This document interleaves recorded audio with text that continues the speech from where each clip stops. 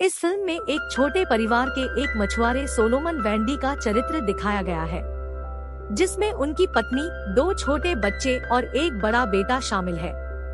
अब क्योंकि वह एक मछुआरा और गरीब था, उसने अपने बच्चों की शिक्षा के लिए अपनी जिम्मेदारी का भुगतान नहीं किया। वह अपने बड़े बेटे को बाहर ले जाता है और कहता है, बेटा, मैंने पढ़ा नहीं है, लेकिन मैं चाहता हूँ कि तुम डॉक्टर बनो। वे इस बीच बात कर रहे थे, जंगली लोग दूसरे गोत्र से आते हैं और मछुआरे और उसके पुत्र का पीछा करते हुए उन पर चढ़ाई कर रहे थे। मछुआरा और उसका बेटा दौड़ते हुए अपने घर जाते हैं और वहां पहुंचकर अपनी पत्नी और बच्चों को जगाने के लिए कहते हैं, लोग हम पर हमला करने के लिए आ रहे हैं और हमें यहाँ से और अधिक करना होगा। वह अपना घर दूसरी ओर से तोड़ता है और वहाँ से चला जाता है, परंतु वह जंगली लोगों द्वारा पकड़ा गया और केवल उन्हें ही नहीं, उन्होंने सभी को अपना दास बना लिया।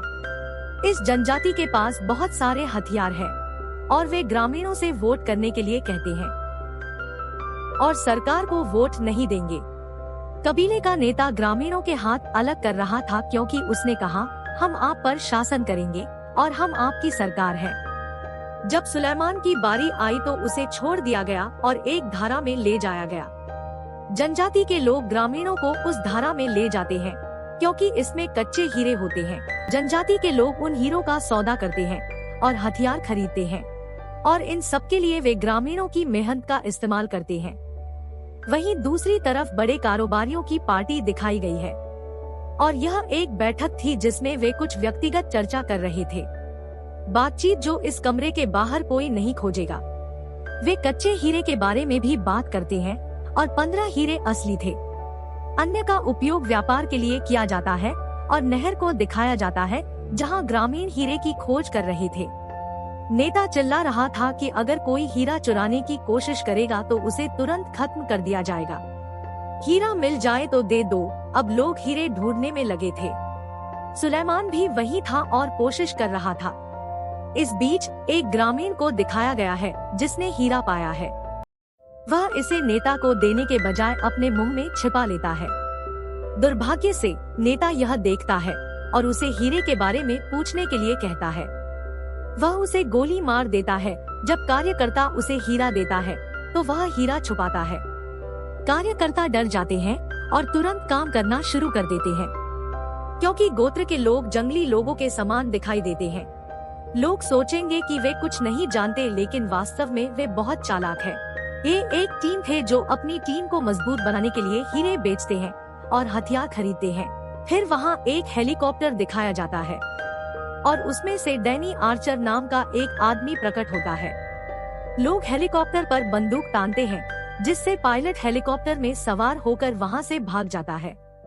डैनी आर्चर अंदर आता है और कप्तान जीरो के बारे में पूछता है। डैनी एक तस्कर है जो यहाँ से हीरे लेकर उन्हें हथियारों की आपूर्ति करता है। फिर वह कप्तान जीरो से मिलता है और हीरे ले लेता है। जीरो कहता है कि तुम्हें याद है तुम्हें मुझे हथियार देने हैं। डैनी कहता है, हाँ, मैं उन्हें जल्द ही लाऊंगा। डैनी खुद को एक पेशेवर तस्कर मानता है और वहाँ से बचने के लिए कुछ बकरियों का इस्तेमाल करता है। वह हीरे छुपाते हुए वहाँ से भाग जाता है, लेकिन पुलिस उसे पकड़ लेती है और बकरियों की तलाशी के दौरान हीरे भी बरामद करते हैं। डैनी भी पकड़ा गया और फिर दिखाया गया नहर का दृश्य। सोलोमन भी औरों की तरह हीरो की तलाश कर रहा था। इस बीच उसे एक बहुत बड़ा हीरा मिलता है और वह उसे अपने पैर के अंगूठे के नीचे छुपा देता है। पानी पंप समस्या दिखाता है और हर कोई इस पर ध्यान देता है। इससे मौका पाकर सोलोमन कहता है, मुझे वॉशरूम जाना है। लेकिन जब वह वहाँ से जा रहा था तो उसकी जांच की गई। कुछ नहीं मिला क्योंकि उसने पैर के नीचे छिपा रखा है। वह आगे बढ़ता है और उसे मिट्टी में ठीक करने ही वाला था कि सेनापति उसके पीछे आ जाता है। वह कहता है, मुझे वह हीरा दे दो क्योंकि तुम्हारी चतुराई से काम नहीं चलेगा। सुलेमान डर गया और उसे हीरा देने ही वाला था कि इसी बीच दूसरे देश का आक्रमण हो गया। सेनापति उसमें मर जाता है और सुलेमान समय पर वहाँ से भाग जाता है। जल्द ही सरकारी लोग वहाँ पहुँच जाते हैं और यह पता चलता है कि वे लोग हैं जिन्हें जनजाति के लोगों ने वोट डालने से मना किया था। वे उन्हें पकड़ रहे थे, लेकिन इसमें सुलेमान की कोई गलती नहीं है। उसे हीरा वहीं छिपाना पड़ता है और वह आत्मसमर्पण कर देता है। बाद में वे उन्हें जेल ले गए और डैनी आर्चर भी वहीं थे। सुलेमान देखता है कि एक आदमी है जिसे वह सरकार मृत मान रहा था। घाव होने के कारण उसके हाथ पर पट्टी बंधी थी और कारागार में आकर वह अपक की चोट के कारण लेटा हुआ था। वह अभी भी जीवित था और वह सुलेमान देखते ही चिल्लाने लगता है, मैंने तुम्हें उस हीरे को छुपाते हुए देखा है, इसलिए कृपया इसे मुझे लौटा दे। अगर तुम वह हीरा मुझे वापस नहीं करोगे तो यह तुम्हारे लिए बुरा होगा। वह अपने केबिन में अन्य लोगों से भी अनुरोध करता है कि वह उससे लेते समय उसे हीरा दे और वह उन्हें पुरस्कृत करेगा। सुलेमान यह सुनकर क्रोधित हो जाता है और अपने कपड़े उतारते हुए कहता है, देखो, मुझसे हीरा ढूंढो, हीरा कहाँ है? मैं उन्हें समझ नहीं पा रहा हूँ कि उन्होंने मेरा परिवार छीन लिया है और हीरे के बारे में पूछा है। और डैनी भी यह सब सुन रहा था। अब कई दिन जेल में बीत गए और वह समय आ गया है जब डैनी रिलीज हुई थी। वह अपने दोस्त से मिलता है और कहता है कि जेल में एक संदिग्ध आदमी है जो हीरे की बात कर रहा है। हमें उससे हीरे के बारे में जानने के लिए उसे जेल से रिहा करना होगा। डैनी के पास सुलेमान को जेल से रिहा करने के पैसे नहीं हैं। फिर उसे अपना नकली दांत निकालकर उसमें से एक हीरा निकालते हुए दिखाया गया है। वह सुलेमान को बेचते समय जेल से रिहा करता है। वह सुलेमान की परवाह नहीं करता, लेकिन वह छोटा हीरा बेचते हुए उसे बाहर ले जाना चाहता है, क्योंकि वह उससे उस विशाल हीरे के बारे में पूछना चाहता है जिसके बारे में वह बात कर रहा था। जब डैनीज का साथी उसे छोड़ता है तो उसे डैनी से संपर्क करने के लिए कहता है। सुलेमान ऐसा नहीं करता, लेकिन वह चुपके से दूसरे शहर में रहने लगता है। वह अपनी पहचान प्रकट नहीं करता है और शहर के सभी कार्य करता है जो दूसरे करते हैं, तो किसी को पता नहीं चलेगा कि वह यहाँ का नहीं था। दूसरी तरफ डैनी दिखाया गया है जिसे एक आदमी खोज रहा था। क्योंकि डैनी एक तस्कर था, इसलिए उसने पहले एक कर्नल के साथ काम किया। अब वह आदमी उसकी अनुपस्थिति में डैनीज के घर जाता है और अपने घर में रखी चीज को तोड़ना शुरू कर देता है। डैनी आदमी को हरा देता है। जब वह उससे मिलता है और उसके पेट पर मुक्का मारते हुए कहता है, यह उन चीजों के लिए है जिन्हें तुमने मेरे घर में तोड़ा है। वह आदमी कहता है, कर्नल तुम्हें याद कर रहा है। अब वह कर्नल से मिलने जाता है और उसे पता चलता है कि वह अपराध में उसका साथी था। डैनी उसे सुलेमान और उस हीरे के बारे में बताना चाहता है। डैनी लौटता है और सुलेमान देखता है, लेकिन वह उसे नजरअंदाज कर रहा था क्योंकि वह उससे मिलना नहीं चाहता। दूसरी तरफ गोत्र के अजीब लोगों ने सुलेमान के बेटे को अपने साथ कैद कर लिया है और वे उसे अपनी ही तरह तालीम दे रहे थे। इसके बाद उन्हें ड्रग के इंजेक्शन दिए गए और लोगों को खत्म करने की ट्रेनिंग भी दी गई। उन पर शासन और नियंत्रण कैसे करते हैं, यानी वे बच्चों का दिमाग धो रहे थे। फिर शहर में एक सूची दिखाई जाती है और कुछ शरणार्थियों के नाम थे। जो लोग शहर में नए हैं और उन्होंने अपना परिवार खो दिया है और उनके पास रहने के लिए कोई जगह नहीं है, उनके लिए शरणार्थी शिविर थे और उनके परिवार का विवरण भी था कि वे यहाँ आते हैं या नहीं। सुलेमान सूची देख रहा था, लेकिन उस सूची में उनके परिवार के किसी सदस्य का नाम नहीं था। पढ़ते पढ़ते वह व्यथित हो जाता है और फिर डैनी उसे खोदते हुए आता है और कहता है कि तुम मेरी बात क्यों नहीं सुन रहे हो? सुलेमान कहता है, क्योंकि मैं नहीं चाहता, क्योंकि मैं जानता हूँ कि तुम मेरा पीछा क्यों कर रहे हो। ऐसा कुछ नहीं है, इसलिए कृपया यहाँ से चले जाएं। वह उसे छोड़ने का अनुरोध करता है, लेकिन डैनी कहता है कि क्या आप अपने परिवार से मिलना चाहते हैं? वे ऐसा नहीं होने देंगे। तो मेरी बात सुनो, तुम्हारे पास जो हीरा है मैं उसे बेच दूंगा और बदले में बहुत सारा पैसा मिलेगा। आप इससे पैसे भी ले सकते हैं और सरकार को देते हुए अपने परिवार से दोबारा मिल सकते हैं। सुलेमान इसकी वजह से सोचने लगता है, उसे हीरे के बारे में बनाना चाहिए या नहीं। उन्होंने वहाँ कुछ लोगों के हमले को नोटिस किया और वे कोई और नहीं, केवल गोत्र के लोग हैं जिन्होंने अपनी अलग सेना बना ली है। वे नागरिकों को अपना गुलाम बना रहे हैं और जो उनकी बात नहीं सुन रहे हैं उन्हें ले रहे हैं। इस दौरान सोलोमन और डैनी वहां से भागने लगते हैं। दौड़ते भागते वे सरकार द्वारा बनाए गए शरणार्थी शिविर में पहुंच जाते हैं। डैनी वहां एक रिपोर्टर से मिलता है जो हीरो की तलाश में था, क्योंकि यह खबर हर जगह फैल चुकी है और हर कोई इसके बारे में जानना चाहता है। सुलेमान कहता है कि मैं तुम्हें हीरे के बारे में बताऊंगा, लेकिन अगर तुम मुझे मेरे परिवार के साथ फिर से मिलाओ तो मैं तुम्हें बता दूंगा। रिपोर्टर सोच रहा था कि शायद सुलेमान हीरे को उसी जगह छिपा दे जहां वह रहता है। वह हेलीकॉप्टर से अपने घर जाती है। डैनी और सोलोमन भी उसके साथ थे। सुलेमान उनके साथ चुपचाप उनके साथ जा रहा था कि शायद उसे अपना परिवार वहीं मिल जाए। वहां पहुंचकर उन्हें एक विशाल शरणार्थी शिविर मिलता है। वहां बहुत से लोग थे और जब सुलेमान आगे बढ़ता है तो वह अपनी पत्नी को देखता है। वह उसे देखकर भावुक हो जाता है और उससे पूछता है कि क्या वह ठीक है, लेकिन वह रोने लगती है। वह कहती है, हाँ मैं ठीक हूँ क्योंकि अब मैंने तुम्हें देखा। सुलेमान अपने बड़े बेटे के बारे में पूछता है कि वह कहाँ है, और उसकी पत्नी रोने लगती है। वह कहती है कि उन्होंने उसे सुलेमान ले लिया है। यह सुनकर वह उदास हो जाता है और आक्रामक हो जाता है। सुरक्षाकर्मी उसे यह कहते हुए बाहर निकाल देते हैं कि शरणार्थी शिविर में उसका नाम नहीं है। वे हेलीकॉप्टर में बैठकर वहां से चले जाते हैं। सोलोमन को कोई समाधान नहीं दिखता, इसलिए वह डैनी से कहता है कि मेरे पास एक विचार है। मैं तुम्हें हीरे का पता बताऊंगा, लेकिन हीरे के पैसे से तुम मेरे बेटे को बचाओगे। डैनी सहमत है, लेकिन वे इस तरह वहां नहीं जा सकते क्योंकि कबीले की सेना बहुत मजबूत थी। वे भागते समय रिपोर्टर की वैन में चले गए और अन्य पत्रकार भी थे। सोलोमन कैमरा रखता है, इसलिए वे उसे एक रिपोर्टर मानते हैं, लेकिन वे आगे बढ़ते हैं और सेना हमला करती है। उस हमले में कई पत्रकार मारे गए, यहाँ तक कि ड्राइवर को भी खत्म कर दिया गया जिसमें डैनी और सोलोमन था। डैनी कार चलाने लगता है और कबीले की सेना अभी भी उनके पीछे थी और उन पर बार बार हमला कर रहा था। रिपोर्टर, डैनी और सोलोमन कार में जंगल के अंदर चले जाते हैं। जब वे उस स्थान पर पहुंचते हैं जहां सेना उन्हें छोड़ देगी तो वे चलने लगते हैं। इसी बीच वहां रहने वाले उनके सामने कुछ जंगली लोग आ जाते हैं। वे उन्हें रोकते हैं, लेकिन रिपोर्टर उनसे उनकी भाषा में बात करने की कोशिश करता है। वह उन्हें विश्वास दिलाती है कि हम उन्हें नुकसान नहीं पहुंचाएंगे, तो अब हमें नुकसान मत पहुंचाओ। वे दोस्त बन गए हैं और आगे बढ़ गए हैं। फिर एक घर दिखाया जाता है जहां सिर्फ एक डॉक्टर होता है।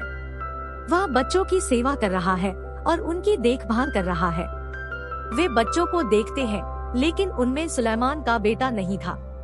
अब डॉक्टर मान गए कि वह सुलेमान के बेटे को खोजने में उनकी मदद करेंगे और वह कार चलाते समय उन्हें आगे ले जाता है। इस बीच सेना के कुछ किशोर आते हैं। वे उन्हें आगे बढ़ने के लिए रोकते हैं और इस दौरान डॉक्टर की मौत हो जाती है। डैनी फिर से कार को नियंत्रित करता है और जैसे ही वे आगे बढ़ते हैं उन्हें एक सैन्य शिविर मिलता है। एक कर्नल है जो डैनी का साथी है और उसे अपनी सेना में शामिल होने के लिए कहता है। वह उसे जनजाति की सेना के खिलाफ लड़ने के लिए कहता है, लेकिन डैनी कहता है कि नहीं, मैं ऐसा नहीं कर सकता। इतना सब होने के बाद रिपोर्टर कहता है, मुझे तुमसे अलग होना है, और वह ब्यौरा देता है कि तस्करी किए गए हीरो को कैसे खोजा जाए, उनका मापदंड क्या है, उन्हें किसे बताना है और क्या लाभ है। रिपोर्टर सारी जानकारी लेने के बाद वहां से चला जाता है। डैनी और सोलोमन जंगल में जा रहे थे। आगे बढ़ते हुए वे कबीले की सेना देखते हैं। इसमें कुछ बच्चे और बड़े होते हैं और सुलेमान अपने बेटे को अपने बीच देखता है। वह उसे मेरे बेटे, मेरी बात सुनो और मुझे देखो कहते हैं। इससे पहले कि उसका बेटा उसे देख पाता, बाकी लोग उसे देख लेते और उन पर फायरिंग शुरू कर देते। इस दौरान वे फिर वहां से भागने के लिए दौड़ पड़े। क्योंकि जंगल में रात दिखाई दे रही थी और काले पेड़ों के कारण उन्हें ढूंढना असंभव है, इसलिए जनजाति के लोग चले जाते हैं। सुबह होती है और डैनी सुलेमान के बारे में बुरा कहता है। तेरी वाणी के कारण हमारी रात बर्बाद हुई है, अन्यथा हम आगे बढ़ेंगे। लेकिन सुलेमान उसे कैसे समझा सकता है कि वह अपने बेटे को इस तरह नहीं देख सकता। वह अपने आप को रोक नहीं सका और चलते चलते वे लड़ने लगे क्योंकि डैनी उसके बारे में बुरा कहता है। सुलेमान उसे पीटता है और जब डैनी उसे पीटने ही वाला था, वह उसे समझाता है कि उसने उसके साथ गलत किया है। अगर मैंने अपने बेटे को देखा है तो क्या आप सोच सकते हैं कि मैं खुद को रोक सकता हूँ? डैनी को पता चलता है और वह समस्या का समाधान करता है। अब चलते चलते वे नहर के पास पहुँच जाते हैं जहाँ से हीरे निकाले जाते हैं। वे उस जगह के पास थे जहाँ सुलेमान ने हीरा छिपाया था। वे पूरे दिन दूरबीन से उनकी जासूसी करते हैं और जैसे ही रात होती है वे अंदर जाने की कोशिश करते हैं। इधर सुलेमान अपने बेटे को देखता है और वह अपने पास जाते हुए उसे बुलाने की कोशिश करता है, लेकिन ब्रेन वॉश की वजह से उसका बेटा उसे पहचान नहीं पाया। वह उन पर बंदूक तान देता है और इससे जनजाति के लोग आकर्षित करते हुए उनके पास आ जाते हैं। वे सुलेमान को अपना गुलाम बनाते हैं। जब वह उनका दास हो जाता है तो वे उसे उस सेनापति के पास ले जाते हैं जो उसके कारण घायल हो गया था। वह गवाह था कि सुलेमान ने हीरा छुपाया है। सेनापति सुलेमान के बेटे पर बंदूक तानता है और कहता है, यदि तुम मुझे हीरे के बारे में नहीं बताओगे तो मैं तुम्हारे पुत्र को समाप्त कर दूंगा। सुलेमान सोचता है कि उसे क्या करना चाहिए और डैनी भी यह सब दूर से देख रहा था। वह अपने सैन्य मित्र से संपर्क करता है और उन्हें यहाँ सेना भेजने के लिए कहता है और उस जगह पर हमला करो। कुछ देर बाद सेना आती है और उस जगह पर हमला कर देती है। इसी बीच डैनी भी आ जाता है। वह वहाँ से सुलेमान के पुत्र को निकालता है और कबीले की सेना पर भी गोली चलाता है। सेना आती है और कबीले की सेना को अपना गुलाम बना लेती है। यह सभी दुष्ट लोगों का अंत करता है और अब कर्नल डैनी के पास जाकर हीरे के बारे में पूछता है। डैनी का कहना है कि सुलेमान ही इस बारे में जानता है। वह कहता है सुलेमान उन्हें हीरे के बारे में बताता है और वास्तव में उसके पास एक योजना है। जब कर्नल मिलिट्री को हीरे का पता लगाने के लिए भेजेगा तो वे सब खत्म कर देंगे और वहाँ से हीरा लेकर भाग निकलेगा। ऐसा ही होता है, जब कर्नल सेना को भेजता है तो उसे खत्म करते हुए वहाँ से भाग जाता है। सुलेमान का बेटा सामने आता है जब वे जा रहे थे। सुलेमान उसे बुलाता है कि तुम मेरे बेटे हो, लेकिन वह उसे नहीं पहचानता और अपने पिता पर बंदूक तान देता है। फिर वह उसे अपनी माँ का नाम बताता है और कहता है कि तुम मेरे बेटे हो और जो समय तुमने हमारे साथ बिताया उसे याद करो। यह सब याद कर उसका बेटा रोने लगता है और अपने पिता को गले लगा लेता है। डैनी अपने दोस्त को फोन करता है और लोकेशन भेजते समय उसे यहाँ एक हेलीकॉप्टर भेजने को कहता है। उसका दोस्त मान गया और जल्द ही हेलीकॉप्टर यहाँ आ जाएगा। अब उन्हें जगह तक पहुँचने के लिए ऊपर की ओर जाना होगा। उन्हें चढ़ना है, लेकिन उन हमलों में डैनी का खून बर्बाद हो गया। उसे एक गोली लगी थी और वह चल भी नहीं सकता। सुलेमान देखता है कि वह चल नहीं सकता, इसलिए वह कहता है कि मैं तुम्हें अपने कंधे पर उठाकर ले जाऊंगा। वे आगे बढ़ते हैं, लेकिन डैनी ने बहुत खून खो दिया है और कमजोर महसूस कर रहा है और वह सुलेमान से कहता है कि मैं आगे यात्रा नहीं कर सकता, इसलिए तुम्हें अकेले जाना होगा। उसे दूर भेजने से पहले वह हीरा निकालकर उसे दे देता है, यह कहते हुए कि यह तुम्हारे बेटे का भविष्य है। तुम उसे डॉक्टर बनाना चाहते थे जैसे तुमने मुझसे कहा था। पकड़ो, अब तुम्हें इसकी जरूरत है, मुझे नहीं। हेलीकॉप्टर जल्द ही यहाँ होगा, इसलिए यहाँ से तुरंत निकल जाएं। जब वे हेलीकॉप्टर की ओर बढ़ रहे थे तो जनजाति के कुछ लोग डैनी के पास आ गए और उनमें से कुछ सेना से थे, लेकिन डैनी उन्हें गोली मारते हुए समाप्त कर देता है। दूसरी तरफ सुलेमान और उसका बेटा हेलीकॉप्टर में बैठे बैठे चलते हैं। डैनी रिपोर्टर को फोन करता है और उसे बताता है कि सुलेमान और उसका बेटा शहर चले गए। आपको उन्हें स्वीकार करना होगा और दुनिया को बताना होगा कि वे कितने महान थे। उनमें वीर गुण है। यह कहकर डैनी मर जाता है और दूसरी ओर सुलेमान अपने पुत्र को लेकर शहर पहुंच जाता है और रिपोर्टर उनका अच्छी तरह से स्वागत करता है और सभी को सोलोमन वेंडी के बारे में बता रहा था। वह कितने महान हैं और उन्होंने अब तक क्या हासिल किया है। इस वजह से वह मशहूर हो जाते हैं और लोग उन्हें पसंद करने लगते हैं। अब वह दिन आ गया है जब उनकी एक बड़ी प्रेस कॉन्फ्रेंस है। वह बूट के अनुकूल था और वहां जाने से पहले डेनिस की तस्वीर देखता है। वह उसे याद करता है और जब वह आया तो वहां बहुत बड़े व्यापारी, राजनेता और एक रिपोर्टर बैठे थे। वे उसका स्वागत और सराहना करने के लिए ताली बजा रहे थे। यहीं पर यह फिल्म ब्लड डायमंड खत्म होती है। मुझे आशा है कि आपको स्पष्टीकरण पसंद आया होगा। देखने के लिए धन्यवाद।